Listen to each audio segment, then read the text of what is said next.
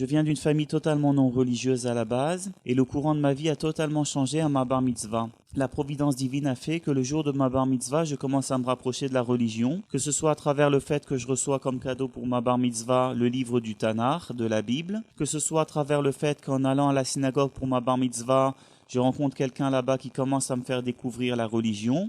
Et comme ça, de fil en aiguille, j'ai commencé à me rapprocher de la religion. Puis à l'âge de 14 ans, la providence divine a fait que je devienne chazan, officiant d'une toute petite communauté en France. Et dans cette communauté, il y avait toutes sortes de fidèles qui venaient prier. Et parmi les fidèles, il y avait un qui était un ami à moi, qui était lié à une certaine chassidoute. Et il essayait toujours de m'influencer vers cette chassidoute, vers sa façon de penser. Et puis, dans cette communauté, il y avait le Rav qui dirigeait la communauté, qui avait une autre façon de penser. Il me disait toujours de pas écouter mon ami, de pas aller avec lui. Et il voulait plutôt me rapprocher de sa façon de penser à lui, de son courant à lui. Et j'avais toujours ce dilemme en moi-même, lequel des deux amis écouter, qui écoutait de ces deux personnes, soit mon ami, soit le Rav. Et j'étais toujours perturbé. Je ne savais pas qui écouter, vers quel courant me tourner. Et je ne savais pas qu'il y avait plusieurs idées, plusieurs façons de voir les choses, plusieurs courants différents dans la religion. Et je sentais un manque en moi. Et puis un jour que je me trouvais seul chez moi, j'étais perturbé par ces pensées. Et puis je ne sais pas pourquoi, j'ai eu l'envie de rentrer dans la chambre de mes parents. J'ai découvert à côté du lit par terre un livre. Et c'était la pensée de Rabbi Nachman, sa pensée, son œuvre.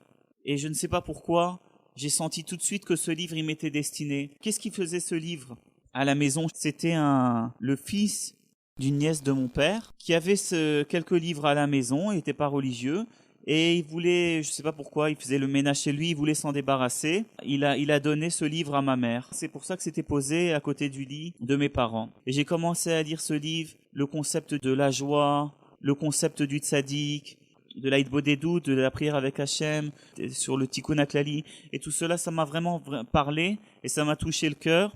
Et j'ai senti tout de suite que c'était pour moi. J'ai su par ce livre qu'il y avait une chassidoute de Breslev, un mouvement Breslev, et je me suis tout de suite senti attaché à ça. Je me suis dit, c'est pour moi, c'est ce qui me manquait. Tout de suite, j'ai senti que mon manque, il s'est comblé. Et j'étais content, et je suis parti à la librairie, et j'ai demandé des livres Breslev. Et puis j'ai commencé à acheter des livres Breslev, et lire.